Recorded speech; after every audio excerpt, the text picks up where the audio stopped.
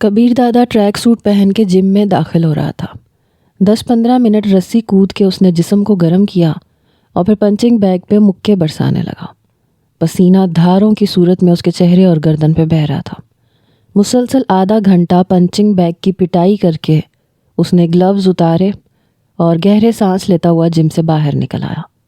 اچانک اس کا موبائل بجنے لگا۔ اسکرین پہ ابھرنے والا بغیر نام کا نمبر اس کا دل دھڑکا گیا۔ اسے لگا تناوش کا فون ہے۔ دل ہی دل میں اپنا مقدمہ لڑنے کے لیے تیار ہو کے اس نے کال وصول کرنے والا بٹن دبا دیا۔ السلام علیکم، کیا میں کبیر دادا سے مخاطب ہونے کی سعادت حاصل کر رہا ہوں؟ نامانوس سی آواز نے اس کے دل میں مایوسی بھر دی۔ بولیں، اس کے لہجے میں بیزاری تھی۔ دادا، میں شکیل احمد بات کر رہا ہوں۔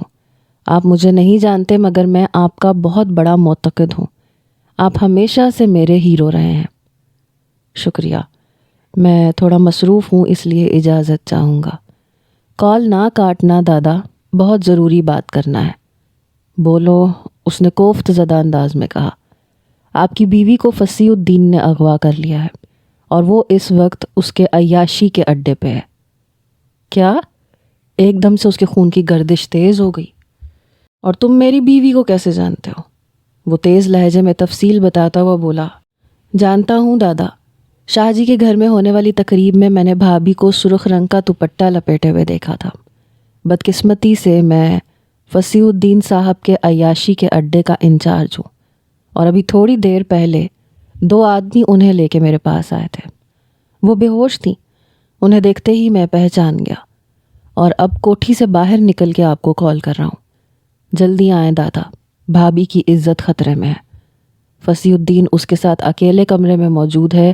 مجھ میں اتنی ہمت اور حوصلہ نہیں ہے کہ اس کا مقابلہ کر سکوں۔ اگر یہ جھوٹ ہوا تو دادا، یہ تحقیقات کا وقت نہیں ہے۔ میں جانتا ہوں آپ ڈرنے والے نہیں ہیں۔ میری غلط بیانی سے شاید آپ کو اتنا نقصان نہ ہو، لیکن میرے سچے ہونے پہ، جیسا کہ میں ہوں، اگر آپ نے سرعت سے اقدام نہ کیا تو شاید ساری عمر پچھتاتے رہیں گے۔ پتہ بتاؤ، اس کے لہجے میں آگ کی سی تپش تھی۔ شکیل نے فوراً مطلوبہ کوٹھی کا پتہ دہرا دیا۔ رابطہ منقطع کرتے ہوئے وہ باہر کی طرف بھاگا۔ عظیم، عظیم، گاڑیاں نکالو! ملازموں کے کوارٹرز کی طرف بھاگتے ہوئے وہ زور زور سے چلا رہا تھا۔ اس کے محافظ جس حالت میں تھے، کمروں سے نکل کے باہر بھاگتے چلے آئے۔ گاڑیاں نکالو، وقت نہیں ہے! وہ دھاڑا۔ اس کے ڈرائیور شہزاد نے سرعت سے گیراج میں کھڑی مرسیڈیز باہر نکالی۔ اس کے ساتھ والی نشست پہ جگہ سنبھالتے ہوئے وہ چلایا، جلدی چلو، اورنگزیب کالونی میں جانا ہے۔ شہزاد نے ہونٹ بھینچتے ہوئے کار بھگا دی۔ چوکیدار بھی کبیر دادا کے چلانے کی آواز سن چکا تھا۔ اس نے بھی دروازہ کھولنے میں ایک لمحہ بھی نہیں لگایا۔ اس کے محافظ اورنگزیب کالونی کا نام سن چکے تھے۔ وہ فوراً اپنی جیپیں نکالتے ہوئے پیچھے چل پڑے۔ تیز چلو، کسی اشارے پہ رکنے کی ضرورت نہیں ہے، بس چلتے جاؤ۔ کبیر دادا کے لہجے میں شامل غصہ اور بے صبری سے شہزاد کا دل دہلا جا رہا تھا۔ وہ پوری رفتار سے مرسیڈیز کو بھگائے گیا۔ ان کے عقب میں آنے والی جیپ میں امتیاز بڑے یقین سے دعویٰ کر رہا تھا۔ میں قسم کھا سکتا ہوں یہ نمازن کا معاملہ ہے۔ یار، تمہارے دماغ میں ہر وقت وہی گھسی ہوتی ہے، بخش نے اسے جھڑکا۔ شرط لگا لو، امتیاز نے اسے للکارنے میں دیر نہیں لگائی۔ بھاڑ میں جاؤ، غصے بھرے لہجے میں کہتے ہوئے بخش نے چپ سادھ لی۔ شہزاد بڑی مہارت سے گاڑیوں کو اوورٹیک کرتا ہوا مطلوبہ سمت میں روانہ تھا۔ شہزاد، تیز چلو! گہرے سانس لیتا ہوا کبیر دادا نہایت غصے اور بے چینی میں دکھائی دیتا تھا۔ اسے اتنا پریشان شہزاد نے پہلے کبھی نہیں دیکھا تھا۔ مسلسل 20 منٹ تیز رفتاری سے ڈرائیونگ کرتے ہوئے وہ اورنگزیب کالونی کی کشادہ سڑک پہ مڑے۔ وہاں رش کم تھا۔ شہزاد نے کار کی رفتار مزید بڑھا دی۔ بلاک نمبر 3، گلی نمبر 2، مکان نمبر 25 سے اس نے مکمل پتہ دہرا دیا۔ شہزاد نے بلاک نمبر 3 کی گلی نمبر 2 میں کار موڑ دی۔ چوڑی گلی میں 4تھے نمبر پہ ان کا مطلوبہ مکان تھا۔ اس نے جو ہی کار گیٹ کے سامنے جا کے روکی، محافظوں کی جیپیں بھی ان کے پیچھے پہنچ گئی تھیں۔ اسی وقت عظیم پچھلی جیپ سے باہر نکل کے دوڑ کے اس کے قریب پہنچا۔ وہ عظیم کی طرف متوجہ ہوا۔ یہ کس کا مکان ہے؟ عظیم سرعت سے بولا، فصیح الدین کا۔ ہوشیار رہنا، یہ کہہ کے وہ داخلی دروازے کی طرف بڑھا۔ اسی وقت ذیلی کھڑکی کھول کے چوکیدار باہر نکل آیا۔ جی صاحب۔ اس نے پوچھنے کے لیے لب کھولے مگر اس کا فکرہ مکمل ہونے سے پہلے کبیر دادا کا بازو گھوم چکا تھا۔ کن پٹی پہ لگنے والا مکہ اسے سوال و جواب کی دنیا سے بہت دور لے گیا۔ کبیر دادا فوراً اندر داخل ہوا۔ سیمنٹ کی روش پہ اسے فصیح الدین کی کار کھڑی نظر آئی اور اس کے ساتھ کرسیاں ڈال کے اس کے دونوں محافظ بیٹھے تھے۔ گاڑیوں کے رکنے کی آواز وہ سن چکے تھے اور اس وقت دروازے کی طرف ہی متوجہ تھے۔ کبیر دادا کو دندناتے ہوئے اندر داخل ہوتے دیکھ کے وہ چہروں پہ حیرانی بھرے تاثرات سجائے کھڑے ہو گئے تھے۔ کبیر دادا آپ یوں کیسے ایک دم؟ اس کے قریب پہنچنے پہ ایک محافظ نے سوال کرنا چاہا مگر کبیر دادا کے پاس اس وقت سوال جواب اور وضاحتوں کا بالکل بھی وقت نہیں تھا۔ وہ ایک دم اچھلا، ایک محافظ کی تھوڑی پہ اس کا دایاں مکہ اور دوسرے کی پسلیوں میں اس کا گھٹنا زوردار انداز میں لگا اور دونوں او اور آئے کی مختلف آوازیں نکالتے ہوئے ڈھیر ہو گئے۔ وہ ان کا انجام دیکھنے کے لیے رکا نہیں تھا۔ امتیاز اور بخش اس کے پیچھے پیچھے چلتے آ رہے تھے۔ اندرونی عمارت میں داخل ہوتے ہی وہ ڈرائنگ روم سے گزر کے آگے بڑھا۔ شاید مطلوبہ کمرہ ڈھونڈنے میں اسے تھوڑی دیر لگ جاتی مگر اچانک ہی ایک کمرے کے اندر سے خدا کے لیے چھوڑ دو، مجھے چھوڑ دو، معافی دے دو کی آواز ابھری۔ تناوش کی آواز وہ کیسے نہ پہچانتا؟ اس کی نس نس میں بجلیاں بھر گئیں۔ وہ دوڑتا ہوا دروازے کی طرف بڑھا۔ اسی وقت اس کے کانوں میں تناوش کی چیخ گونجی اور دروازے کو پاؤں کی ٹھوکر سے کھولتا ہوا وہ اندر گھستا چلا گیا۔ اندر کے منظر نے اس کے غصے کو کئی گنا بڑھا دیا تھا۔ فصیح الدین چیختی چلاتی تناوش کو کھینچ کے گلے لگانے کی کوشش کر رہا تھا۔ تناوش اس وقت ناکافی لباس میں تھی۔ دروازہ کھلنے کی آواز پہ فصیح اس کی طرف متوجہ ہوا۔ کبیر دادا کو دیکھتے ہی اس نے تناوش کو چھوڑ دیا تھا۔ اندرونی منظر پہ نگاہ ڈالتے ہی امتیاز پارٹی دروازہ بند کر کے باہر رک گئے تھے۔ وہ جانتے تھے کہ فصیح الدین جیسے 3-4 پہ بھی کبیر دادا بھاری تھا اور کبیر دادا کی بیوی کو ناکافی لباس میں دیکھ کر ان کا اندر داخل ہونا لازماً معیوب تھا۔ کبیر دادا تم اپنی موت کیوں نہیں کہتے؟ اس کے لہجے میں شامل تپش نے فصیح الدین کو لرزا دیا۔ کیا ہوا؟ اور یہ کیا بدتمیزی ہے؟ ابھی تک اس کی سمجھ میں کبیر دادا کی آمد نہیں آئی تھی۔ تم نے بہت بری موت کا انتخاب کیا ہے فصیح الدین۔ دانت پیستے ہوئے کبیر دادا کا بازو گھوما۔ زوردار تھپڑ نے فصیح الدین کو 2 گز دور فرش پہ اچھال دیا۔ تڑپ کے اٹھتے ہوئے اس نے کبیر دادا پہ حملہ کر دیا اور یہ کوشش اسے مہنگی پڑی۔ اس کے حملے کو ناکام بناتے ہوئے کبیر دادا نے اس کا بازو پکڑ کے اپنی جانب کھینچا اور بازو کے سیدھا ہوتے ہی اس کی ہتھیلی کا اندرونی حصہ زوردار انداز میں اس کی کوہنی سے ٹکرایا۔ کٹاک کی آواز کے ساتھ فصیح کے منہ سے زوردار چیخ برآمد ہوئی۔ اس کا بازو کوہنی کے جوڑ سے ٹوٹ گیا تھا۔ جانتے ہو تم نے کس کو چھونے کی کوشش کی ہے؟ کبیر دادا کی عزت کو۔ تمہاری اتنی جرت کہ اسے اس حال تک لے آئے، اسے بے لباس کر دیا۔ یہ کہتے ہی کبیر دادا نے دوسرے ہاتھ کی 2 انگلیاں سیدھی کر کے اکڑاتے ہوئے ایک دم فصیح الدین کی آنکھوں میں گھسیڑ دی۔ اس کے منہ سے خرخراتی ہوئی چیخیں برآمد ہوئیں اور چند لمحوں بعد ہی وہ ساکت ہو گیا۔ اس کے مرتے ہی کبیر دادا نے سر گھما کے دیکھا۔ تناوش کپڑے پہن چکی تھی۔ کبیر دادا کو دیکھتے ہی ہر خوف اور ڈر اس کے دل سے رخصت ہو گیا تھا۔ کبیر دادا کو اپنی جانب متوجہ دیکھ کے اس نے سر جھکا لیا۔ کبیر دادا کی سمجھ میں نہیں آ رہا تھا کہ اس سے کیا بات کرے، بس اس کے اندر ایک شکوہ کرتی سوچ ابل رہی تھی۔ دیکھ لیا مجھ سے دور جانے کا انجام۔ اکیلی لڑکی کے ساتھ یہ درندے ایسا سلوک کرتے ہیں۔ میرے لیے نہیں تو اپنی حفاظت کے لیے تو تم میرے ساتھ رہ سکتی تھی۔ دوسری جانب تناوش کے دل میں شور بپا تھا۔ دیکھ لیا خود سے دور کرنے کا انجام، کیسے بے عزت اور خوار ہو رہی ہوں۔ ایک ظالم نے کتنا رلایا اور ستایا ہے۔ اگر اپنی ملازمہ ہی بنا کے رکھ لیتے تو کوئی گندا ہاتھ میری جانب نہ بڑھتا۔ چلو، وہ مختصراً کہتا ہوا باہر کی جانب مڑ گیا۔ اس کے سامنے آتے ہی وہ خود کو بے بس سا محسوس کر رہا تھا۔ اس کا ارادہ ایک دم اپنی ساس سے بات کرنے کا ہو گیا۔ شاید وہ جہاں دیدہ عورت تناوش کی مشکلات کو سمجھتے ہوئے اسے کبیر دادا کے ساتھ جانے پہ مجبور کر دیتی۔ تناوش سر پہ دوپٹہ ٹھیک کرتے ہوئے اس کے پیچھے چل پڑی۔ رہ کے اس کے ہونٹ کبیر دادا سے بات کرنے کے لیے لرزتے، مگر پھر وہ رک جاتی۔ کیا معلوم وہ اسے جھڑک دیتا یا دھتکارتے ہوئے دفع ہو جانے کا کہتا۔ ایک دفعہ وہ پاشا کی زبانی دھتکارے جانے کی اذیت سہ چکی تھی۔ اب وہی باتیں کبیر دادا کی زبانی سن کے یقیناً وہ اپنے آنسو نہ روک پاتی، مگر اس کا یہ مطلب بھی نہیں تھا کہ وہ اس سے بات نہیں کرنے والی تھی۔ دوسرے شہر جانے سے پہلے وہ ایک بار ضرور اس سے ملنے کا ارادہ کر چکی تھی۔ امتیاز اور بخش باہر دروازے پہ ہی کھڑے تھے، جبکہ باقر اور رخسار فصیح الدین کے بے ہوش پڑے محافظوں کے سامنے کھڑے تھے۔ عظیم وہاں موجود ملازمہ سے کچھ پوچھ گچھ کر رہا تھا۔ کبیر دادا کو باہر نکلتے دیکھ کے وہ ملازمہ کو چھوڑ کے جلدی سے کبیر دادا کے پیچھے چل پڑا۔ ان کا کیا کرنا ہے دادا؟ باقر نے فصیح الدین کے محافظوں کی جانب اشارہ کیا۔ چھوڑ دو۔ کبیر دادا رکے بغیر آگے بڑھ گیا۔ ڈرائیوروں نے گاڑیاں موڑ کے کھڑی کی ہوئی تھیں۔ عظیم نے آگے بڑھ کے عقبی نشست کا دروازہ کھول دیا۔ کبیر دادا وہاں بیٹھے بغیر دوسری جانب گھوم گیا۔ یقیناً اس نے تناوش کے لیے خالی دروازہ چھوڑا تھا۔ تناوش خاموشی سے اندر گھس کے سر جھکا کے بیٹھ گئی۔ کبیر دادا کے بیٹھتے ہی عظیم ڈرائیور کے ساتھ بیٹھا اور شہزاد نے کار آگے بڑھا دی۔ دیکھ لیا کیا کہا تھا؟ امتیاز اپنے اندازے کی درستگی پہ بخش کو مخاطب تھا۔ یار پتہ نہیں تمہیں کیسے اندازہ ہو جاتا ہے؟ بخش نے کھسیانے انداز میں سر ہلایا۔ امتیاز فلسفیانہ انداز میں بولا، جگر کبیر دادا اتنا پریشان اور بدحواس اس سے پہلے میں نے کبھی نہیں دیکھا، اور انسان کی ایسی حالت تبھی ہوتی ہے جب اس کی عزت پہ بنی ہو۔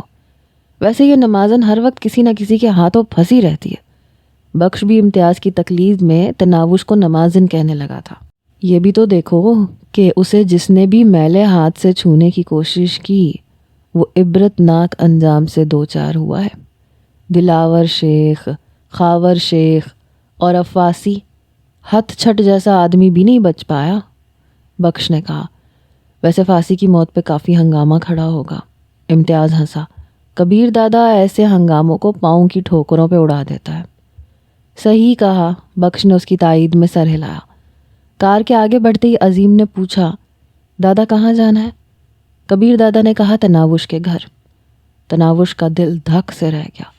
اس سے پہلے اس کے دل میں ذرا سی امید باقی تھی کہ شاید اسے خوابوں کی جنت میں جانے کا موقع مل جائے، مگر اس کی یہ خواہش شرمندہ تعبیر نہیں ہو سکی۔ تمام اپنی اپنی سوچوں میں گم تھے۔ اس سے پہلے ہمیشہ تناوش نامحسوس انداز میں کھسکتے ہوئے کبیر دادا کے ساتھ لگ کے بیٹھ جایا کرتی تھی۔ آج کبیر دادا کا رواں رواں دست دعا بنا اس کی قربت کا متمنی تھا، مگر وہ سیٹ کے دوسرے کنارے پہ سر جھکائے بیٹھی تھی۔ اس کے وجود سے اٹھتی ہوئی بھینی بھینی خوشبو کبیر دادا کے دل کی حسرتوں کو بڑھا رہی تھی۔ تناوش کے گھر تک وہ خاموش بیٹھے رہے۔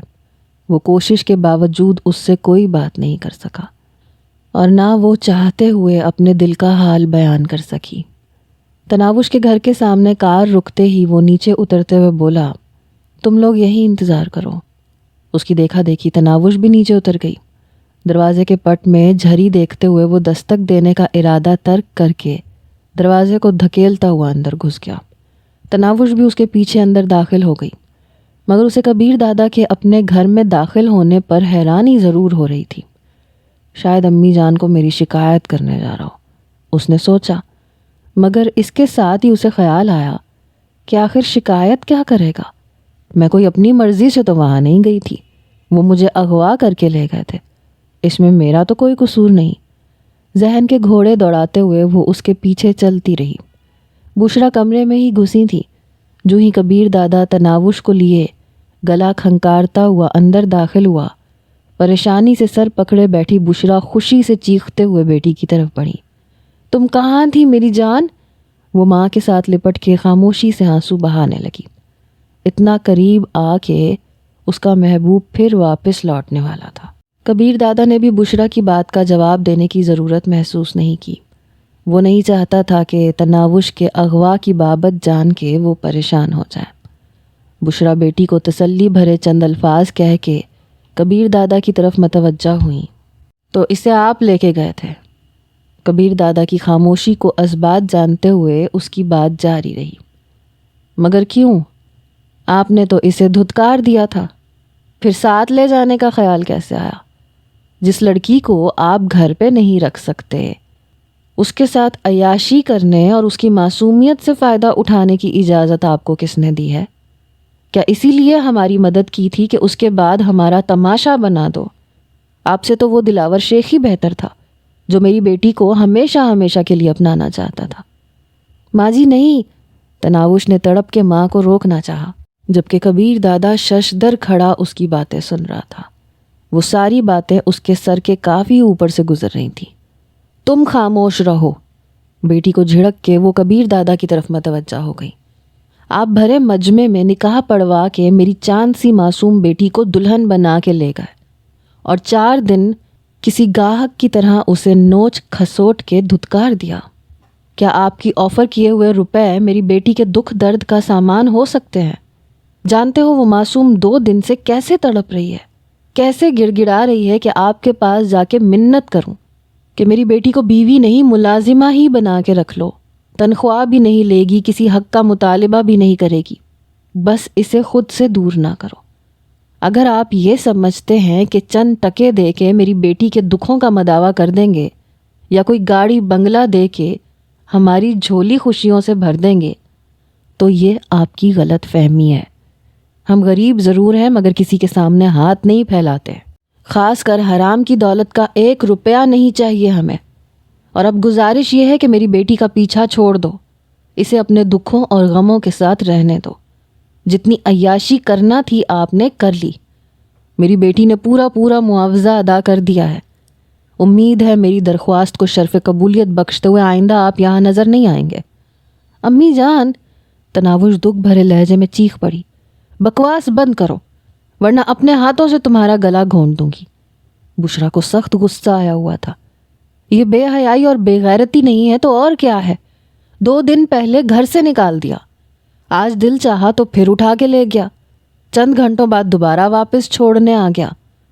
کیا طوائف ہو تم، یا تم اتنی بے غیرت ہو گئی ہو جسے اپنی عزت حیا اور شرم کا کوئی پاس نہیں ہے؟ مجھے بات کرنے کی اجازت ہے خالہ؟ بشرا کے ہونٹوں کی حرکت رکتے ہی اس نے دھیمے لہجے میں پوچھا۔ خالہ جان، آپ مجھے الزام دیے جائیں گی یا اپنی بیٹی سے کچھ پوچھنے کی زحمت بھی کریں گی؟ آپ کو حرام کا 1 روپیہ نہیں چاہیے، اور آپ کی بیٹی میری تجوری سے کروڑوں روپے نکال کے لائی ہوئی ہے۔ آپ کو میری ملازمہ بن کے رہنے کا کہنے والی خود کوٹھی اور کار ملنے کی خوشی میں مجھے ٹھوکر مار کے آئی ہے۔ اسے عیش و آرام کی زندگی درکار تھی، کبیر کا ساتھ نہیں، اور پھر اتنی جرت بھی مفقود ہے کہ میرا سامنا کر سکے۔ اور جہاں تک آج اسے ساتھ لے جانے کی بات ہے تو یہ خود آپ کو بتا دے گی کہ اسے کیسے اغوا کیا گیا تھا۔ میں تو بس بر وقت اس کی جان بچانے پہنچا تھا، اور وہاں سے سیدھا اسے لے کے یہاں آیا ہوں۔ آپ ٹھیک نہیں کہہ رہے؟ آنکھوں میں حیرانی بھرے تناوش گلوگیر لہجے میں بولی۔ اس کے وہم و گمان میں بھی نہیں تھا کہ کبیر دادا اس پہ چوری جیسا گھٹیا الزام لگائے گا۔ میں اللہ پاک کی قسم کھاتی ہوں، میں نے آپ کی تجوری کو ایک بار بھی کھول کے نہیں دیکھا، اور میں نے اپنے کانوں سے سنا ہے جب آپ پاشا بھائی کو کہہ رہے تھے کہ کسی بھی قیمت پہ مجھ سے آپ کی جان چھڑوا دیں۔ اسی وجہ سے پاشا بھائی نے کوٹھی وغیرہ کی بات کی تھی، لیکن میں نے منع کر دیا تھا۔ آپ ابھی پاشا بھائی سے تصدیق کر سکتے ہیں۔ اس کی سیاہ آنکھیں آبشار بن گئی تھیں۔ تناوش کا لہجہ اور انداز ایسا نہیں تھا کہ وہ اسے جھوٹا سمجھ سکتا۔ پاشا سے اصل بات معلوم کرنے کی خواہش میں وہ تناوش کی بات کا جواب دیے بغیر ایک جھٹکے سے پیچھے مڑا اور لمبے لمبے ڈگ بھرتا ہوا وہاں سے نکل گیا۔ تناوش تیز سسکی بھرتے ہوئے ماں سے لپٹ گئی۔ کچھ ہی دیر بعد فصیح الدین کے دونوں محافظ اور چوکیدار پولیس کی حراست میں تھے۔ ایس پی بذات خود وہاں موجود تھا۔ اس نے تمام گینگ لیڈرز کو پہلے تو فصیح الدین کی مسخ شدہ لاش دکھائی، اور پھر ایک علیحدہ کمرے میں لے جا کے بولا، نہایت افسوس سے کہنا پڑ رہا ہے کہ یہ کام کبیر دادا کا ہے۔ فصیح الدین کے دونوں محافظ ہمیں بے ہوش پڑے ملے ہیں۔ انہی سے پتہ چلا کہ کبیر دادا اپنے محافظوں کے ہمراہ وہاں آیا تھا۔ دونوں محافظوں کو بھی کبیر دادا نے ہی بے ہوش کیا ہے۔ یہ کیسے ہو سکتا ہے؟ پاشا نے نفی میں سر ہلایا۔ کبیر دادا کبھی کسی پہ چھپ کے وار نہیں کرتے۔ پاشا ٹھیک کہہ رہا ہے، مجھے بھی یہ کوئی سازش لگتی ہے۔ کاشف راجپوت نے فوراً اس کی تائید کی۔ کیا بچکانہ باتیں کر رہے ہو یار؟ ایس پی نے منہ بنایا۔ دونوں محافظوں کی اتنی جرت کہ بغیر کسی خوف کے کبیر دادا کا نام بک دے۔ 1 منٹ، میں دادا سے بات کرتا ہوں۔ پاشا موبائل فون نکال کے کبیر دادا کا نمبر ملانے لگا۔ فوراً میرے پاس پہنچو۔ کال وصول کرتے ہی کبیر دادا بغیر رسمی کلمات کی ادائیگی کے بولا۔ ٹھیک ہے دادا، میں آ رہا ہوں، لیکن ایک بری خبر ہے، فصیح الدین کو کسی نے قتل کر دیا۔ میں نے کیا ہے۔ تم یہاں پہنچو، بہت ضروری بات کرنی ہے۔ ٹھیک ہے دادا، میں آ رہا ہوں۔ پاشا فون جیب میں ڈالتا ہوا ایس پی کی جانب متوجہ ہوا۔ دونوں محافظ ٹھیک کہہ رہے ہیں، آپ انہیں پولیس کے پاس نہ جانے دیں۔ ایس پی کے ہونٹوں پہ معنی خیز مسکراہٹ ابھری۔ پاشا صاحب، آپ کے کہنے پہ ہی میں دونوں محافظوں کو محفوظ مقام پہ منتقل کر چکا ہوں۔ میں دادا کے پاس جا رہا ہوں، میرا خیال ہے کل کے دن بیٹھک رکھ لیں۔ کبیر دادا کو بے چینی کے عالم میں ڈرائنگ روم کے اندر ٹہلتے دیکھ کے پاشا نے سمجھا کہ شاید وہ فصیح الدین کے قتل کی وجہ سے پریشان ہے۔ کیا ہوا ہے؟ اس نے اندر داخل ہوتے ہی پوچھا۔ اسے دیکھتے ہی کبیر دادا کے قدم رک گئے۔ تجوری سے رقم کس نے نکالی تھی؟ میں سچ سننا چاہتا ہوں۔ کبیر دادا کی آنکھوں سے چھلکتی سرخی نے پاشا کو احساس دلا دیا کہ اسے کچھ نہ کچھ سن گن ضرور تھی۔ تمام رقم اوپر میری الماری میں پڑی ہے۔ اس نے سچ اگل دیا۔ یاد ہے میں نے کیا کہا تھا کہ اسے خراش نہیں آنی چاہیے۔ کبیر دادا کی آواز میں شامل غصہ اس کے لیے غیر متوقع تھا۔ ہاں، پاشا نے کچھ کہنے کے لیے لب کھولنے چاہے مگر چہرے پہ پڑنے والے تھپڑ نے اسے بات پوری نہیں کرنے دی۔ گھٹیا انسان، اس کی حفاظت کس نے کرنا تھی؟ کبیر دادا کے اگلے تھپڑ نے اسے فرش پہ اچھال دیا۔ وہ قالین سے اٹھ کے باچھوں سے رستا خون صاف کرنے لگا۔ تمہاری بے پرواہی اور گندے منصوبے کی وجہ سے وہ غلیظ فاسی میری بیوی کو بے لباس کر چکا تھا، تمہاری وجہ سے۔ کبیر دادا نے اس پہ لاتوں اور گھونسوں کی بارش کر دی۔ پاشا نے ان ٹھوکروں سے بچنے کی کوشش نہیں کی۔ وہ چپ چاپ زمین پہ پڑا مار کھاتا رہا۔ فصیح الدین کی موت کا معمہ بھی حل ہو گیا تھا۔ اچانک راحت خالہ باورچی خانے سے نکل کر باہر بھاگی۔ صاحب جی، خدا کے واسطے بس کریں، مر جائے گا۔ بس کریں صاحب جی۔ وہ کبیر دادا کے قدموں سے لپٹ گئی۔ وہ گہرے گہرے سانس لیتا ہوا پیچھے ہٹا۔ راحت خالہ، اس بغیرت سے کہو میرے گھر سے دفع ہو جائے، اور اس کے بعد میں اس کی منحوس صورت نہیں دیکھنا چاہتا۔ راحت خالہ روتے ہوئے بولی، ابھی چلا جاتا ہے صاحب جی، آپ کمرے میں جا کے آرام کریں۔ مگر کبیر دادا تیز قدموں سے باہر کی طرف چل پڑا۔ مرسڈیز میں بیٹھ کے وہ بیرونی دروازے کی طرف بڑھ گیا۔ عظیم اس کے ساتھ جانے کے لیے بھاگا مگر وہ اسے ہاتھ کے اشارے سے واپس جانے کا اشارہ کر کے دروازے سے باہر نکل گیا۔ ڈرائنگ روم میں راحت خالہ چیختے ہوئے ملازموں کو بلا رہی تھیں۔ عظیم اسی طرف بڑھ گیا۔ وہاں پاشا کو زخمی حالت میں بے ہوش پڑے دیکھ کے وہ حیران رہ گیا۔ کیا ہوا؟ اس نے پریشان ہو کے پوچھا۔ سیڑھیوں سے گر گئے، اب انہیں کمرے میں لے جانا ہوگا۔ راحت خالہ نے اصل بات بتانا مناسب نہیں سمجھا۔ عظیم بچہ نہیں تھا کہ اس کے جھوٹ سے بہل جاتا، مگر اس نے کریدنے کے بجائے ملازموں کو پاشا کو اٹھانے کا اشارہ کیا۔ تھوڑی دیر بعد انہوں نے پاشا کو اس کے کمرے میں منتقل کر دیا۔ راحت خالہ وہیں اس کی تیمارداری کرنے لگی۔ تناوش کے گھر کے سامنے کار روک کے وہ چند لمحے اسٹیئرنگ وہیل پہ سر ٹکا کے بیٹھا رہا۔ تناوش کا سامنا کرتے ہوئے اسے شرمندگی ہو رہی تھی۔ وہ انجانے میں اس کے ساتھ بہت بڑی زیادتی کا ارتکاب کر بیٹھا تھا۔ وہ جو اسے رگے جاں سے زیادہ قریب لگنے لگی تھی، اسے دکھ دے بیٹھا تھا۔ جانے وہ اسے معاف کرنے پہ تیار ہوتی یا نہیں، بہرحال کچھ بھی تھا، وہ اس سے ایک بار معافی ضرور مانگنا چاہتا تھا۔ وہ کار سے اتر کے دروازے کی طرف بڑھا۔ دروازے کا ایک پٹ آدھا کھلا ہوا تھا۔ اس کے جانے کے بعد انہیں دروازہ بند کرنا بھول گیا تھا۔ ماں بیٹی اتنی زیادہ پریشان تھیں اور پریشانی میں ایسی لاپرواہیاں تو ہو ہی جایا کرتی ہیں۔ کمرے کی طرف جاتے ہوئے اس کے قدم من وزنی ہو رہے تھے۔ دروازے کے قریب پہنچتے ہی اس کی نظر تناوش پہ پڑی۔ وہ ماں کی گود میں سر رکھ کے لیٹی تھی۔ وہ گلا کھنکار کے دروازے کے اندر داخل ہوا۔ اس پہ نظر پڑتے ہی تناوش اٹھ بیٹھی۔ اپنی سیاہ آنکھوں میں حسرت بھرے وہ اس کی طرف متوجہ ہو گئی۔ خالہ میں تناوش سے اکیلے میں بات کرنا چاہتا ہوں۔ وہ بشرا کو مخاطب ہوا۔ کر لو بیٹا۔ وہ سر ہلاتی ہوئی کمرے سے باہر نکل گئی۔ جاتے ہوئے دروازہ بند کرنا اس جہاں دیدہ عورت کو بھولا نہیں تھا۔ اس کے باہر جاتے ہی وہ تناوش کی طرف متوجہ ہوا۔ میں طلاق نہیں لینا چاہتی، اس نے سسکی بھرتے ہوئے ایسے انداز میں کہا کہ کبیر دادا کے دل پہ زوردار گھونسا لگا۔ وہ ابھی تک بے اعتباری میں پڑی تھی۔ جانے کبیر دادا کے دل میں کیا سمائی کہ اس نے دونوں ہاتھ دائیں بائیں کھول دیے، یوں جیسے اسے گلے لگنے کی دعوت دے رہا ہو۔ تناوش کے چہرے پہ چھائی حسرت بھری اذیت نے حیرانی اور پھر بے پایاں خوشی کا روپ دھارا، اور وہ چارپائی سے اٹھ کے اس کی جانب دوڑی۔ اگلے ہی لمحے اس کا نازک ملائم اور خوشبودار وجود کبیر دادا کی باہوں میں تھا۔ کبھی بھی نہیں دوں گا میری جان، کبھی بھی طلاق نہیں دوں گا، ہمیشہ اپنے پاس رکھوں گا اپنی تناوش کو۔ اچھا اٹھو نا، گھر چلیں۔ اور وہ کبیر دادا کے ہمراہ چل پڑی۔ خوابگاہ میں داخل ہوتے ہی وہ چیخ ہی تو پڑی، یہ کیا؟ چاروں طرف بکھرے سامان کو دیکھتے ہوئے وہ کبیر دادا کی طرف متوجہ ہوئی۔ وہ اطمینان سے صوفے پہ نشست سنبھالتے ہوئے بولا، تمہارے بغیر اپنی یہی حالت ہے۔ اسے شاکی نظروں سے گھورتے ہوئے وہ سامان کو ترتیب سے رکھنے میں مصروف ہو گئی، اور کبیر دادا ٹانگ پہ ٹانگ رکھ کے بیٹھا اسے محبت بھری نظروں سے گھورنے لگا۔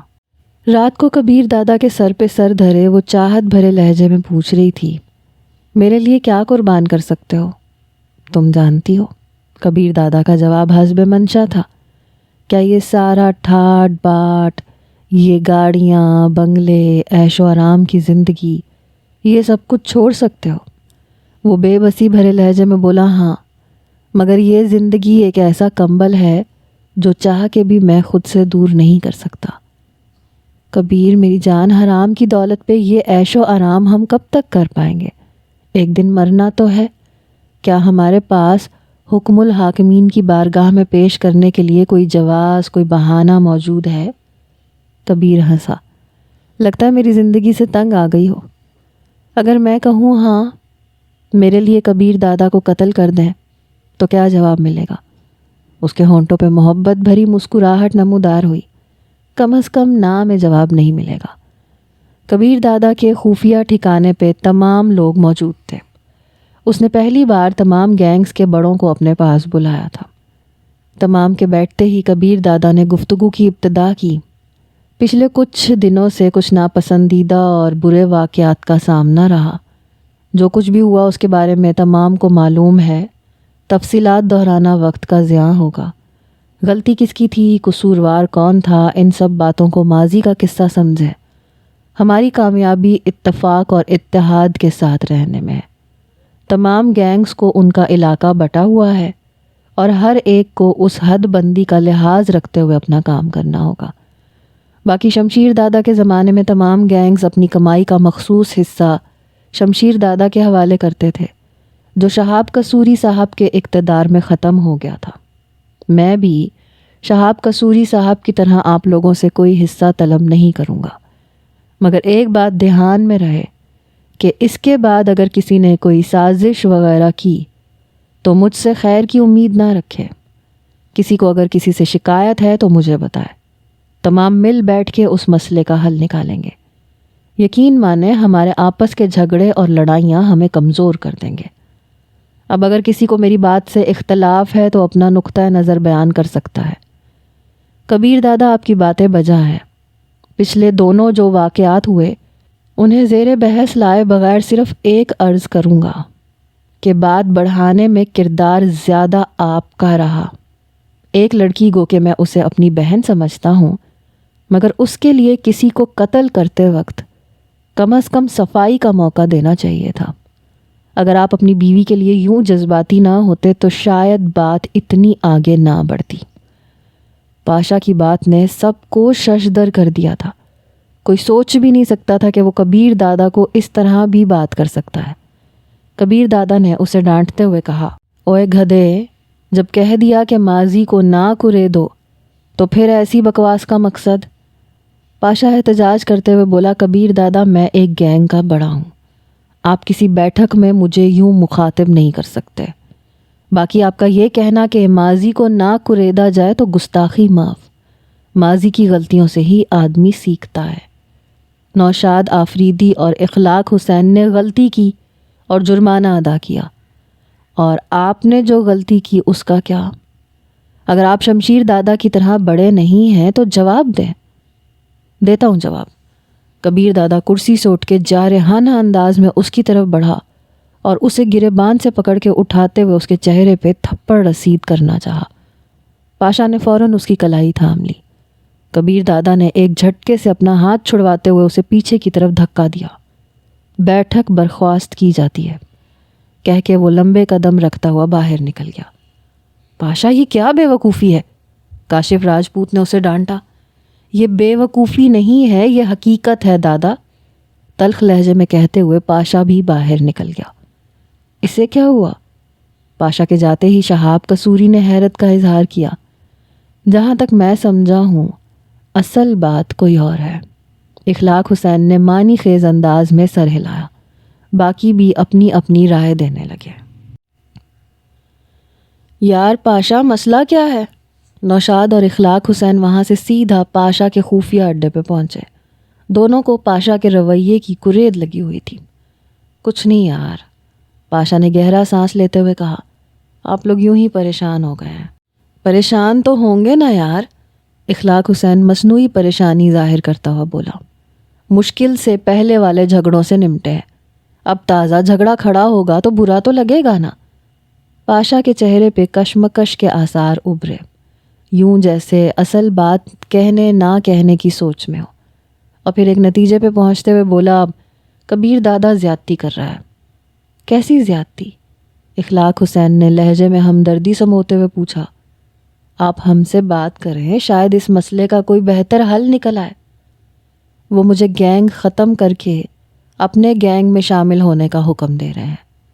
ایک گینگ کا سربراہ ہونے کے بعد میں 2 نمبر کے درجے پہ تنزلی کیسے برداشت کر سکتا ہوں؟ پاشا نے بادل ناخواستہ ساری بات اگل دی۔ مگر اس نے تو بڑے شوق سے تمہیں اپنے گینگ سے علیحدہ کر کے دوسرا گینگ بنانے کی اجازت دی تھی، پھر اب اسے کیا ہو گیا؟ اخلاق حسین نے حیرانی ظاہر کی۔ شاہ جی صحیح کہہ رہے ہیں۔ نوشاد کے دماغ میں بھی وہی سوال اٹھا۔ پاشا بیزاری سے بولا، اس کی وجہ بھی وہی مصیبت ہے جسے میں اپنی بہن بنا بیٹھا ہوں۔ کیا مطلب؟ دونوں کے منہ سے بیک وقت ایک ہی سوال نکلا۔ گڑیا کی حفاظت کے لیے کبیر دادا مجھے واپس اپنے گینگ میں لا رہا ہے۔ اس کا ارادہ ہے کہ میں گڑیا کا محافظ بن کے رہوں۔ یہ کوئی طریقہ کار نہیں ہے یار۔ بے شک وہ میری بہن جیسی ہے، مجھے عزیز بھی ہے، لیکن میں ایک گینگ کا سربراہ ہو کے کسی لڑکی کا محافظ بن کے تو نہیں رہ سکتا نا۔ بات تو صحیح ہے آپ کی۔ اخلاق نے فوراً اس کی ہاں میں ہاں ملائی۔ نوشاد بھی اس بات میں سر ہلانے لگا۔ پاشا نے اشتیاق بھرے لہجے میں پوچھا، اب آپ مشورہ دیں کیا کرنا چاہیے؟ اخلاق حسین نے گلا کھنکار کر معنی خیز انداز میں کہا، ویسے کبیر دادا اور آپ کا رشتہ ایسا ہے کہ ہم کچھ کہتے ہوئے اچھے نہیں لگتے۔ بھاڑ میں گیا رشتہ یار، سب سے پہلے انسان کی اپنی ترجیحات ہوتی ہیں۔ میں بے وقوف تھا جو کبیر دادا کے لیے جان دینے کی سوچا کرتا تھا، اور اس کے دل میں میری اتنی عزت ہے کہ اپنی بیوی کا محافظ بنا دیا۔ اگر بغاوت کرتا ہوں تو کبیر دادا سے مجھے بھلائی کی کوئی امید نہیں ہے۔ جس شخص نے اپنے استاد کو معاف نہ کیا وہ شاگرد کو کہاں بخشے گا؟ پاشا کے لہجے میں خوف کی جھلک واضح تھی۔ اخلاق حسین کہنے لگا، ہم دونوں آپ کے ساتھ ہیں پاشا، اسی لیے تو پوچھ رہا ہوں کیا کروں؟ آپ دونوں کے سامنے میں نے اس لیے کھل کے بات کی ہے کہ آپ دونوں کبیر دادا کی اصلیت جانتے ہو۔ پاشا نے ان پہ اعتماد کا اظہار کرتے ہوئے انہیں کھل کے مشورہ دینے کی ترغیب دی۔ اخلاق حسین معنی خیز لہجے میں بولا، ہمارا مشورہ تو یہی ہے کہ کبیر دادا کی بات مان کے اس کے گینگ میں شامل ہو جاؤ، اور جو وہ کہتے ہیں اس پہ عمل کرو۔ اس میں تمہارا ہی فائدہ اور بھلائی ہے۔ کیا؟ پاشا حیرانی سے چلایا، اس میں میرا فائدہ کہاں سے آ گیا؟ لازمی بات ہے، اگر کبیر دادا کو کچھ ہو گیا تو گینگ کی سربراہی آپ کو ملے گی، بلکہ آپ تمام گینگز کے سربراہ بن جائیں گے۔ اخلاق حسین اسے کوئی بات سمجھنے کا اشارہ دے رہا تھا، مگر کبیر دادا ٹھیک ٹھاک صحت مند ہے، اسے کیا ہو سکتا ہے؟ پاشا ابھی تک اخلاق حسین کے مقصد کو نہیں پہنچا۔ انسان کو کوئی حادثہ بھی پیش آ سکتا ہے، اللہ پاک کے کاموں کی کس کو خبر؟ اس مرتبہ اخلاق حسین نے پہلے سے بھی واضح اشارہ دیا۔ پاشا کے چہرے پہ بشاشت نمودار ہوئی۔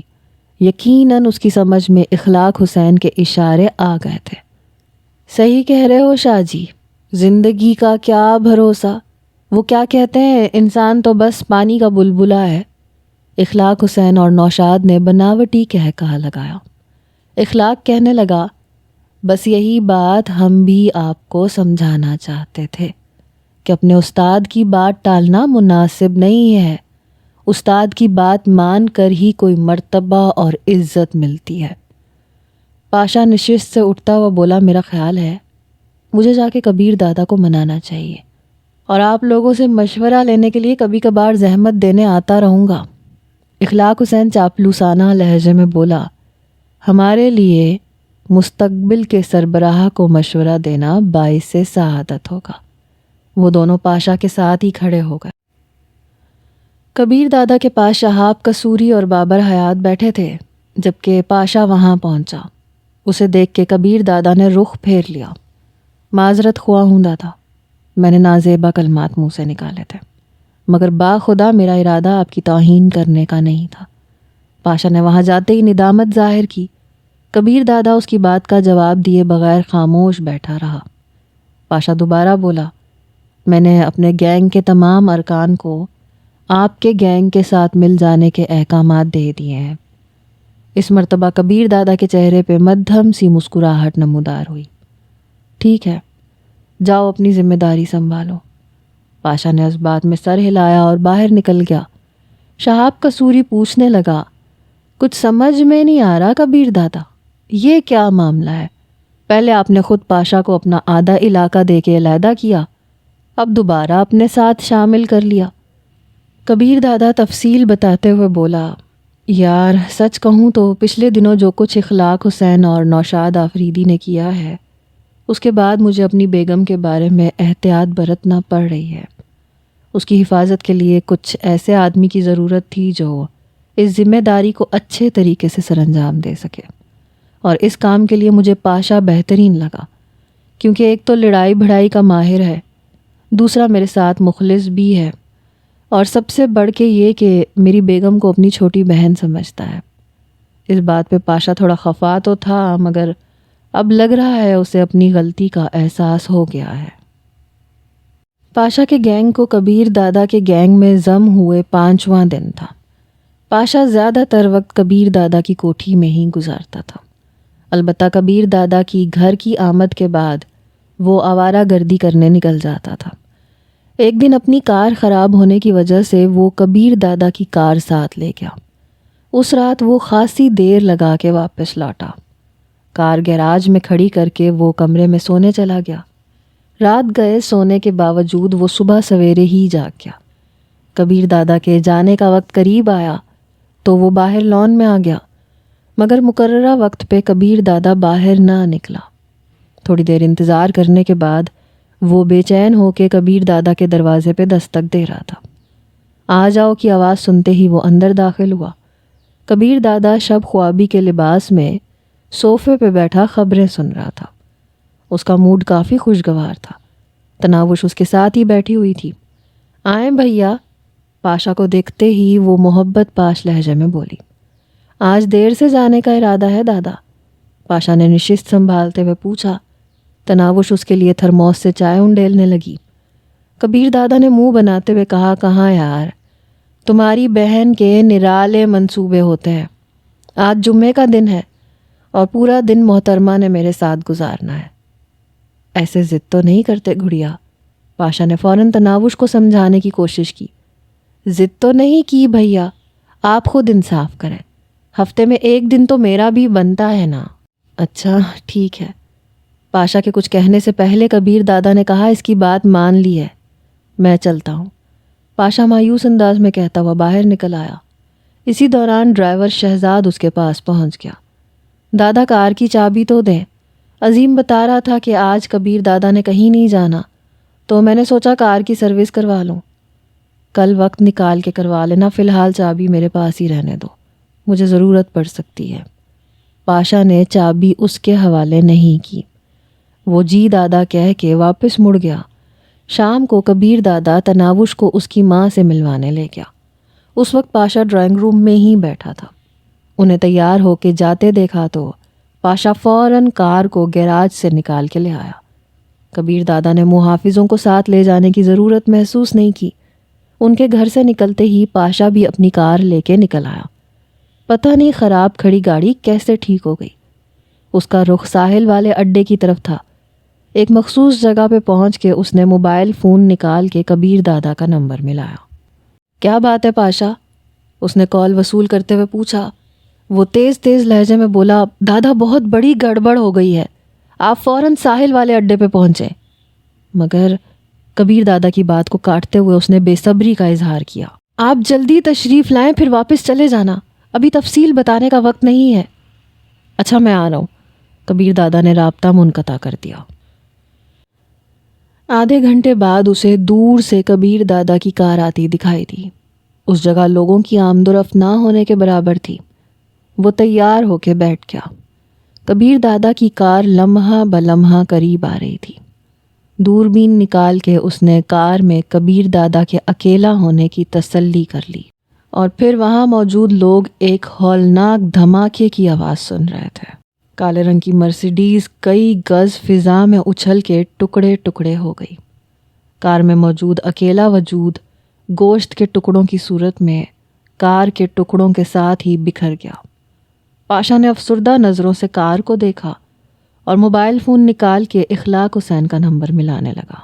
اس نے کال وصول کرنے میں ذرا بھی دیر نہیں لگائی۔ بہت افسوسناک خبر ہے شاہ جی، کبیر دادا کی کار دھماکے سے اڑ گئی ہے، اور بدقسمتی سے وہ اس وقت کار میں ہی موجود تھے۔ جیسے ہی یہ خبر آپ تک پہنچتی ہے، فوراً میرے پاس آ کے مجھے بذات خود مطلع کرنا۔ سچ؟ خوشی سے اخلاق حسین کی باچھیں کھل رہی تھیں۔ ہاں شاہ جی، میرا سرپرست، میرا استاد، میرا بڑا نہیں رہا۔ پاشا نے رابطہ منقطع کیا اور کار کا رخ ایک مخصوص جانب موڑ دیا۔ کبیر دادا کی کوٹھی میں تمام گینگسٹرز اپنی بیگمات وغیرہ کے ساتھ جمع تھے۔ تناوش کو بھی پاشا گھر سے لے کے آیا تھا۔ کبیر دادا کی موت کی خبر سننے کے بعد وہ گم سم سی تھی۔ مختلف عورتوں نے تعزیت کے بہانے اسے مخاطب کرنے کی کوشش کی، مگر کسی کی بات کا جواب دیے بغیر وہ خالی خالی نظروں سے تمام کو دیکھتی رہی۔ فرحانہ بھی مغموم صورت لیے وہاں موجود تھیں۔ زندگی میں پہلی بار اسے تناوش سے ہمدردی محسوس ہو رہی تھی، اور پھر اس سے رہا نہ گیا۔ تناوش کے قریب پہنچ کے اسے اپنے ساتھ لپٹا لیا۔ فرحانہ باجی، یہ عورتیں پریشان کیوں نظر آ رہی ہیں؟ اس کی معصومیت بھرے سوال پہ فرحانہ کا دل کٹ کے رہ گیا۔ وہ والی باجی کہہ رہی تھیں کبیر حادثے میں فوت ہو گئے۔ اتنی بھولی ہیں، انہیں معلوم ہی نہیں ہے، وہ کسی ضروری کام کے سلسلے میں گئے ہوئے ہیں۔ تناوش نے ایس پی کی بیوی سلطانہ کی جانب اشارہ کر کے کہا۔ وہ سچ کہہ رہی ہیں پگلی۔ فرحانہ کی آنکھیں نم ہو گئیں، مگر تناوش اس کی بات پہ دھیان دیے بغیر اپنی لے میں شروع رہی۔ نہیں، ایسی بات نہیں ہے، آج پورا دن انہوں نے میرے ساتھ گزارا تھا۔ شام کو ہم امی جان کی طرف گئے تھے، پھر وہیں پہ انہیں کال موصول ہوئی اور وہ تھوڑی دیر میں لوٹنے کا کہہ کے گئے ہیں۔ ابھی تک نہیں لوٹے؟ آج تو آنے دو، پھر بات نہیں کروں گی میں، دیکھنا کیسے منتیں کریں گے۔ کاش ایسا ہوتا، فرحانہ سسکی۔ اتنے مہمان جمع ہو گئے، اب تو انہیں آ جانا چاہیے تھا۔ تناوش پریشانی ظاہر کرتے ہوئے بولی۔ باجی، یہ تمام ہماری شادی کی خوشی میں جمع ہوئے ہیں نا؟ فرحانہ اس کی بات کا جواب نہیں دے سکی۔ راحت خالہ کو شاید پاشا نے تمام کے لیے چائے بنانے کا کہا تھا۔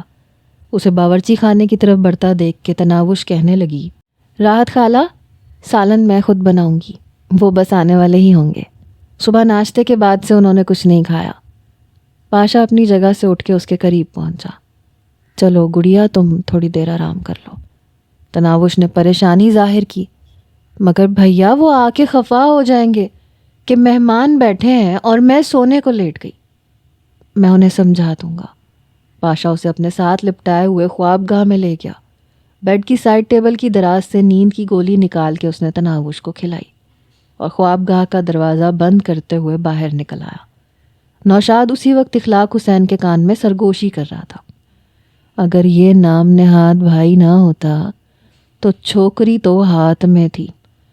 اخلاق نے کہا چلو دیکھ لیتے ہیں پاشا اس کے لیے کیا کرتا ہے، پھر کوئی منصوبہ بندی سوچ لیں گے۔ فی الحال تو ٹھنڈ رکھو، غریب تازہ تازہ بیوہ ہوئی ہے۔ اسی وقت راحت خالہ تمام کے لیے چائے لے آئی۔ زیادہ تر نے چائے پینے میں دلچسپی ظاہر نہیں کی۔ تھوڑی دیر بعد پاشا تمام کا شکریہ ادا کرتے ہوئے انہیں گھر واپس لوٹ کے آرام کرنے کا مشورہ دے رہا تھا۔ کبیر دادا کی لاش انہیں نہیں ملی تھی، بس گوشت کے چند لوتھڑوں اور کپڑوں کی کچھ دھجیوں کو لکڑی کے تابوت میں بند کر کے دفنا دیا گیا تھا۔ تناوش کمرے میں بند ہو کے رہ گئی تھی۔ اس کی حالت کے پیش نظر پاشا کو اس کو ماں کے پاس بھیجنا پڑا، البتہ اس کی حفاظت کے لیے باقر اور رخسار کو بھی ساتھ بھیجا تھا۔ کبیر دادا کی موت کے تیسرے دن تمام گینگسٹرز کبیر دادا کے خفیہ ٹھکانے پہ موجود تھے۔ سربراہی کی کرسی خالی پڑی تھی اور اس کرسی کی پشت کو پکڑ کے پاشا تمام کی طرف متوجہ تھا۔ بیٹھک کا باقاعدہ آغاز کرنے سے پہلے میں ضروری سمجھتا ہوں کہ اس کرسی پہ بیٹھنے کے لیے کسی ایک کا چناؤ کیا جائے۔ اس زمن میں کاشف دادا کے علاوہ اگر کوئی بھی مجھ سے مقابلہ کرنا چاہتا ہے تو سامنے آ سکتا ہے، تاکہ بیٹھک کے آغاز سے پہلے مقابلہ کر لیا جائے۔ پاشا نے سوالیہ نظروں سے سب کی طرف دیکھا، مگر کوئی اپنی جگہ سے نہیں اٹھا۔ کاشف دادا آپ اگر یہاں آنا چاہیں تو مجھے خوشی ہوگی۔ اس مرتبہ پاشا نے کاشف راجپوت کو دعوت دی۔ کاشف راجپوت کے ہونٹوں پہ پھیکی مسکراہٹ نمودار ہوئی۔ شکریہ پاشا، مگر میں اپنی جگہ پہ ٹھیک ہوں۔ آپ سے پہلے کبیر دادا نے بھی مجھے یہی دعوت دی تھی اور میں نے اسے بھی انکار کر دیا تھا۔ کیا آپ مجھے بیٹھنے کی اجازت دیں گے؟ بیٹھنے سے پہلے پاشا نے ایک مرتبہ پھر کاشف دادا سے اجازت طلب کی۔ کاشف نے کہا تم میری اجازت کے بغیر بھی بیٹھ سکتے ہو۔ بہرحال عزت افزائی کا شکریہ، پلیز تشریف رکھیں۔ پاشا سربراہی کرسی پہ نشست سنبھالتا ہوا بولا، ایک چھوٹا سا واقعہ یاد آ گیا۔ شاید آپ لوگوں نے پہلے بھی سنا ہو کہ ایک شخص اپنے بوڑھے باپ سے جان چھڑوانے کے لیے اس کے گلے میں رسی کا پھندا ڈال کے پہاڑ پہ لے گیا۔ جب وہ باپ کو نیچے پھینکنے لگا تو اس کے ساتھ موجود اس کے بیٹے نے کہا، ابو جان رسی دادا کے ساتھ ہی نیچے نہ پھینک دینا۔ باپ نے پوچھا کیوں بیٹا؟ تو کہنے لگا جب آپ بوڑھے ہو جائیں گے تو میں بغیر رسی کے آپ کو یہاں تک کیسے گھسیٹ کے لاؤں گا۔ پتہ نہیں اس وقت یہ واقعہ میرے دماغ میں کیوں در آیا۔ خیر، میں کہنے لگا تھا کہ کبیر دادا کا قاتل یا وہ لوگ جو اس قتل کی سازش میں شریک تھے، میں انہیں کبھی معاف نہیں کروں گا۔ باقی چند دن پہلے کبیر دادا نے اس کرسی پہ بیٹھ کے کچھ باتیں کی تھیں، وہ سب کو یاد ہوں گی، اس لیے میں دہرانے کی ضرورت محسوس نہیں کرتا۔ بس وہی احکامات اسی طرح جاری رہیں گے۔ اور سب سے آخر میں یہ کہنا چاہوں گا کہ کبیر دادا کی بیوی کو میں چھوٹی بہن سمجھتا نہیں ہوں، وہ حقیقت میں میری چھوٹی بہن ہی ہے۔ اگر اس کے خلاف کسی کے گندے دماغ میں کوئی غلیظ خیال رینگا، یقین مانو اس کا انجام بہت بھیانک ہوگا۔ میں صرف متعلقہ شخص کو نہیں، اس کے پورے خاندان کو صفحہ ہستی سے مٹا دوں گا، ماں دودھ پیتے بچوں کے۔ یہ میرا آخری اور واضح پیغام ہے، اور یقیناً عقل مند کے لیے اشارہ کافی ہوتا ہے۔ میری باتوں سے اختلاف رکھنے والا اپنی رائے پیش کر سکتا ہے۔ کسی نے بھی زبان کھولنے کی کوشش نہیں کی۔ 2-3 لمحے انتظار کے بعد پاشا نے کہا، تو بیٹھک ختم ہوئی۔ سارے ایک ایک کر کے وہاں سے رخصت ہونے لگے، صرف کاشف راجپوت وہیں بیٹھا رہا۔ تمام کے باہر جانے کے بعد وہ پاشا سے مخاطب ہوا، پاشا تم نے اچھا نہیں کیا۔ صحیح کہہ رہے ہو دادا، کبیر دادا کو ودا کرنا اتنا بھی آسان نہیں تھا، لیکن کیا کرتا میں مجبور ہو گیا تھا، میرے پاس چناؤ کا اختیار ہی نہیں رہا تھا۔ کاشف نے تشویش بھرے لہجے میں کہا، جانتے ہو اب تم کتنے کمزور ہو گئے ہو، آپ کی موجودگی کے سہارے نے مجھے حوصلہ دیا ہے، ورنہ میں اتنی ہمت نہ کر پاتا۔ کاشف راجپوت چند لمحے اسے گھورتا رہا، پھر اپنی جگہ سے اٹھتے ہوئے بولا، ہوشیار رہنا، کچھ لوگوں کو تم بہت زیادہ کھٹک رہے ہو۔ یہ کہتے ہی وہ چل پڑا۔ اس نے پاشا کا جواب سننے کی ضرورت محسوس نہیں کی تھی۔ تو اب تمہارا کیا ارادہ ہے؟ پاشا اس وقت تناوش کے گھر میں ماں بیٹی کے ساتھ ہی بیٹھا تھا۔ رخسار اور کبیر بھی وہاں قریب ہی موجود تھے۔ تناوش نے کہا، ہم کراچی سے کہیں اور منتقل ہونا چاہتے ہیں بھیا، آپ بس ہمارے گھر کا سودا کروا دیں اور کسی دوسرے شہر میں سر چھپانے کا کوئی ٹھکانہ ڈھونڈ دیں۔ حیرت انگیز طور پہ اس نے خود کو سنبھال لیا تھا۔ وہ تسلی دیتے ہوئے بولا، چند لاکھ کے گھر کی فکر کیوں کرتی ہو؟ تمہیں کبیر دادا کے ترکے میں چھوڑے ہوئے کروڑوں روپے ملے ہیں۔ ایک پائی بھی نہیں لوں گی بھیا، بلکہ کبیر دادا نے جو کچھ میرے لیے خریدا تھا وہ بھی یہیں چھوڑ کے جاؤں گی، سوائے چاندی کے اس چھلے کے۔ اس نے انگلی میں پہنے ہوئے اس چھلے کو ہونٹوں سے لگایا۔ مگر کیوں؟ پاشا حیران رہ گیا۔ کیونکہ ہمیں حرام کا ایک پیسہ بھی نہیں چاہیے بیٹا۔ خاموش بیٹھی بشرا نے منہ کھولا، جیسا آپ چاہیں ماں جی۔ پاشا تناوش کی نسبت سے اسے ماں جی ہی کہنے لگا تھا۔ تناوش نے بےتابی سے پوچھا، تو کب تک ہو جائے گا؟ امید ہے پرسوں تک میں آپ دونوں کو بھجوا دوں گا۔ رخسار اور باقر اس وقت دروازے پہ کھڑے ایک دوسرے سے سرگوشیوں میں باتیں کر رہے تھے۔ باقر نے کہا، مجھے 100% یقین ہے کبیر دادا کے قتل میں پاشا دادا کا ہاتھ ہے۔ نہ جانے باجی کی سمجھ میں یہ بات کیوں نہیں آ رہی۔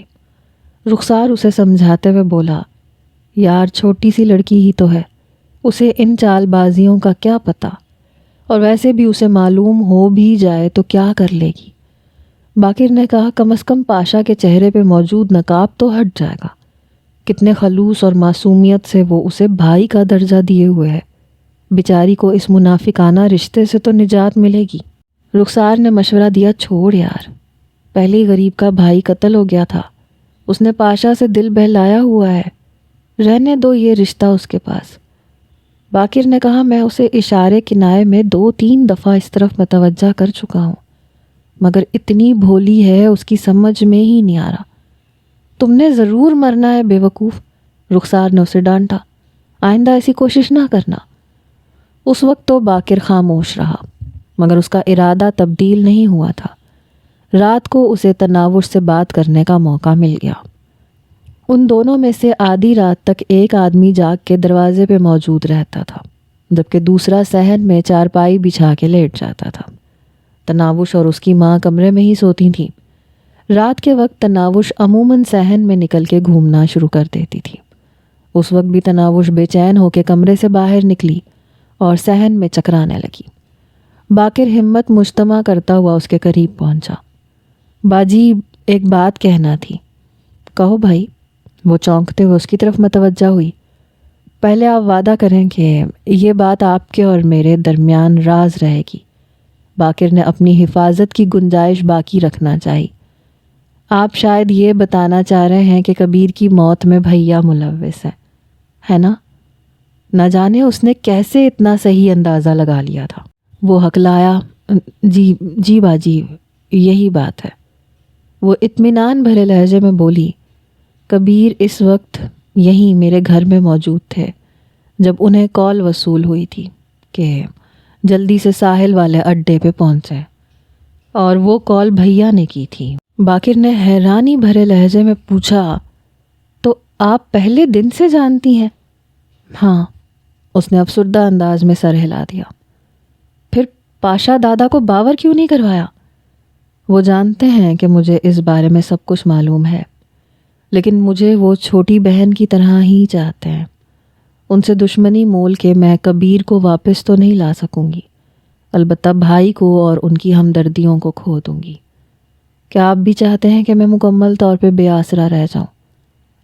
نہیں باجی، میرا یہ مطلب نہیں تھا۔ باقر گڑبڑا گیا۔ بھائی آپ کی ہمدردی پا کے اچھا لگا، اور اگر میری خوشی عزیز ہے تو کبھی بھیا کے ساتھ غداری نہ کرنا۔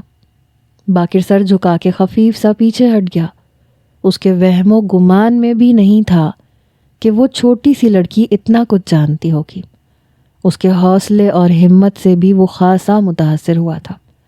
محبت کرنے والے شوہر کو کھو کے بھی اس کے اعصاب کسی جہاں دیدہ عورت کی طرح کام کر رہے تھے۔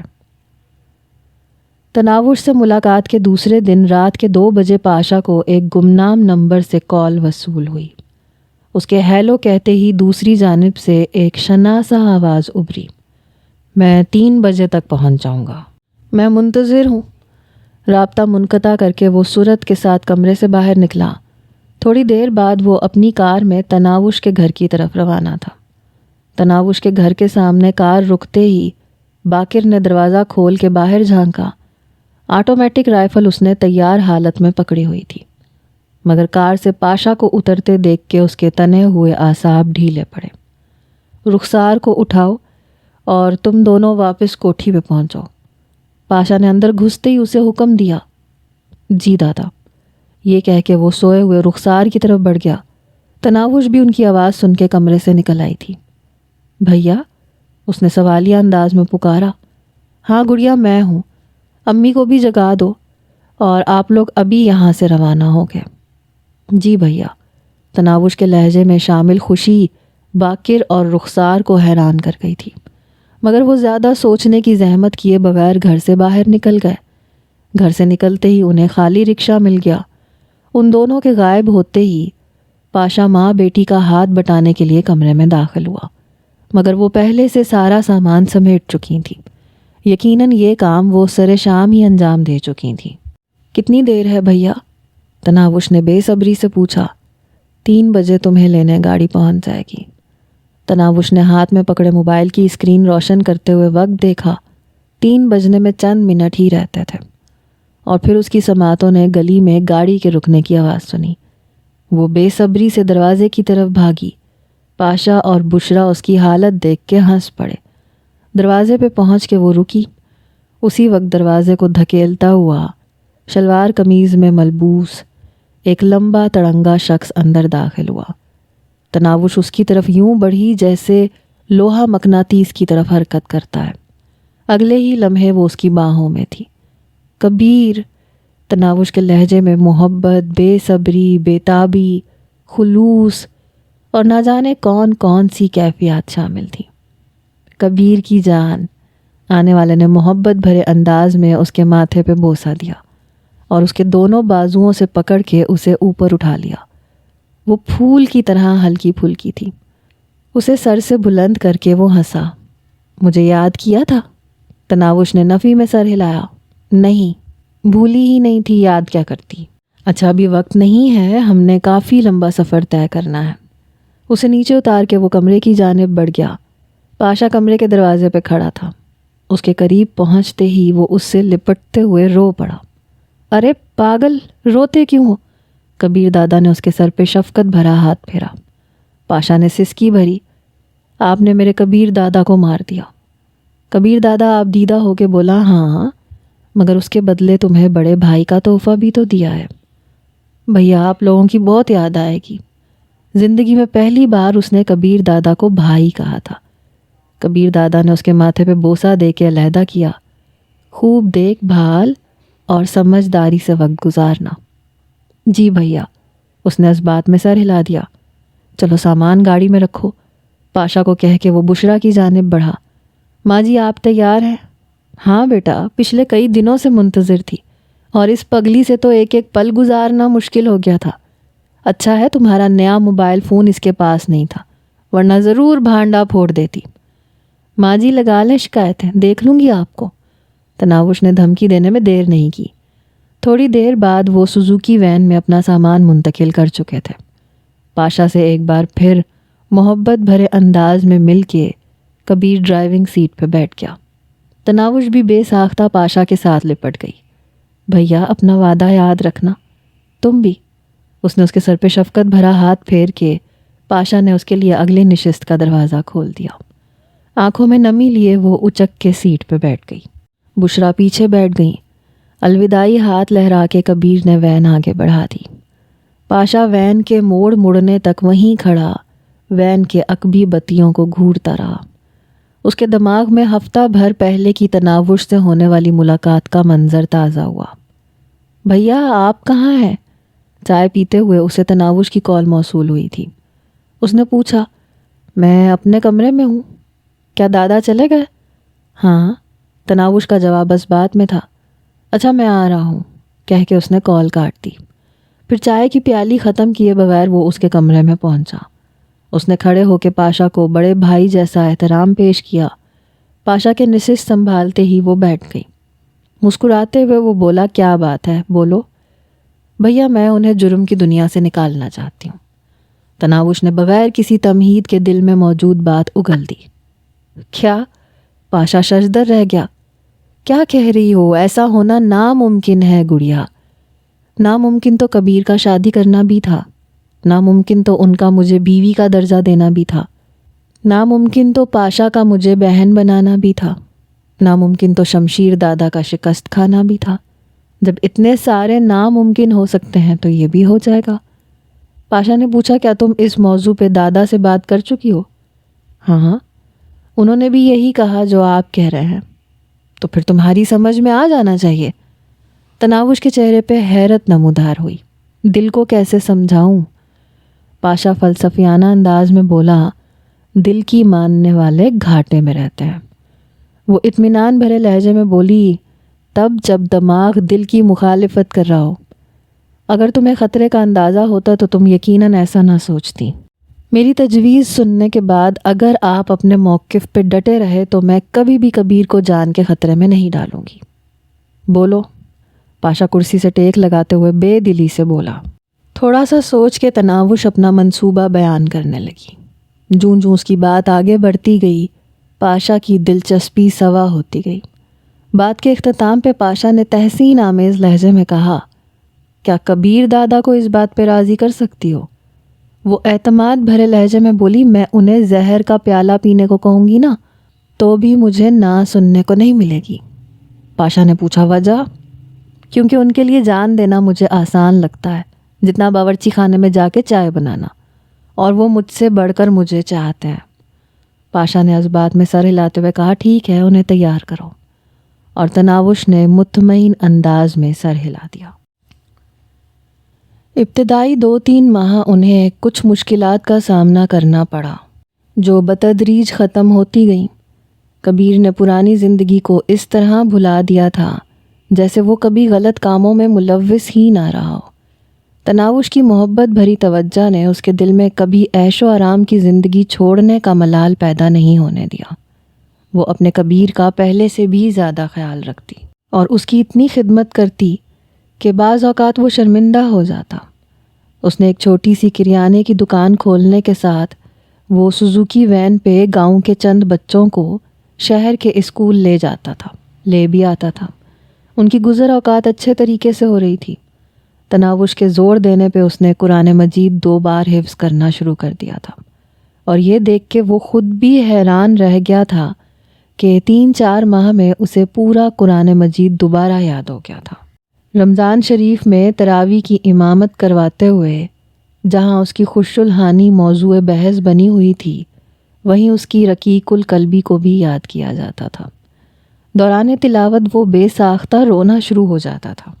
دیکھتے ہی دیکھتے 2 سال کا عرصہ بیت گیا۔ تناوش نے اسے ایک خوبصورت بیٹی کا تحفہ بھی دیا تھا۔